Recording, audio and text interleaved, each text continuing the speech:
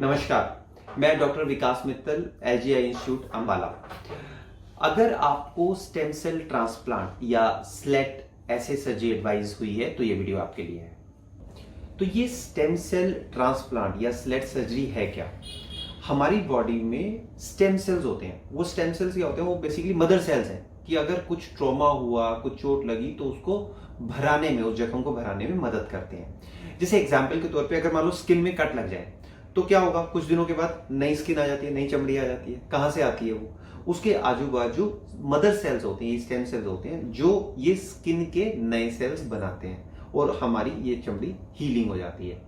इन sales का बहुत ज्यादा इंपॉर्टेंस है। आंख में भी बहुत इंपॉर्टेंट है। जैसे हमारी जो पुतली होती है, पुतली के चारों तरफ एक लेयर होती है जिसको हम लिम्बस बोलते हैं। वहां पर ये मदर सेल्स या स्टेम सेल्स होते हैं। ये रूटीन में भी कुछ ट्रॉमा होता रहता है। आंख में कुछ चला गया, कुछ फॉरेन बॉडी चली गई, कुछ छोटे मोटे स्क्रैच हो गए, वो सब अपने आप भरते जाते हैं। वो कहां से भरते जाते हैं? ये मदर सेल नए सेल्स बना देते हैं और जहां पर भी डैमेज हुआ होता है वो नया ठीक हो जाता है।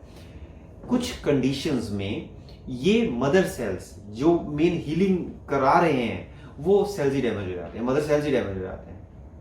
जैसे केमिकल इंजरी, आंख के अंदर कुछ केमिकल चला गया या कुछ तरीके की इंफ्लामेटरी डिसऑर्डर्स होते हैं, उससे ये पुतली के आसपास के मदर सेल या स्टेम सेल्स डैमेज हो जाते हैं। इस कंडीशन को बोलते हैं स्टेम सेल डेफिशिएंसी। ऐसी कंडीशंस में हम स्टेम सेल ट्रांसप्लांट करते हैं या slate, simple limbal epithelial transplant बोलते हैं उसे, वो करते हैं। इसमें करते क्या है?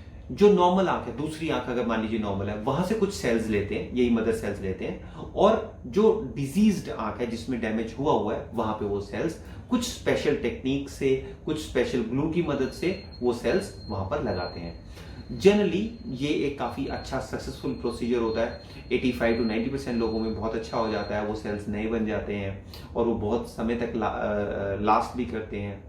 इसमें कभी कभी हम ऐसा सोचते हैं कि भाई अगर जो नॉर्मल आंख है, अगर जिसमें नॉर्मल आंख से वो सेल्स निकाले उसमें तो नहीं कुछ डैमेज हो जाएगा। नहीं, हम उसी आंख से ये सेल्स को निकालते हैं जिनमें एक्चुअली बहुत मिलियंस होते हैं, वो बहुत सारे होते हैं और थोड़े से सेल्स हमें चाहिए होते हैं। उस आंख में जिससे सेल्स लिए उसको कोई डैमेज नहीं होता। It's like blood donation. अगर मान लो कोई हम अपना ब्लड डोनेट करते हैं तो कोई नुकसान थोड़ी हो जाएगा, हमें नया ब्लड बन जाएंगे, नए ब्लड सेल्स बन जाएंगे। ऐसे ही जो हेल्दी आंख है, जिसमें जो हेल्दी आंख है उसमें से सेल्स निकालने से उसे डैमेज नहीं होता। जनरली सर्जरी के, कभी कभी सर्जरी के साथ साथ पलक को टांका भी लगा दिया जाता है।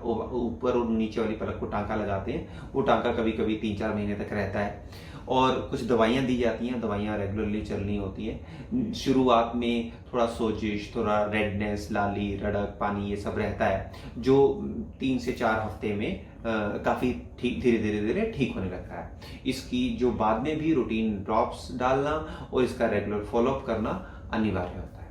Thank you so much.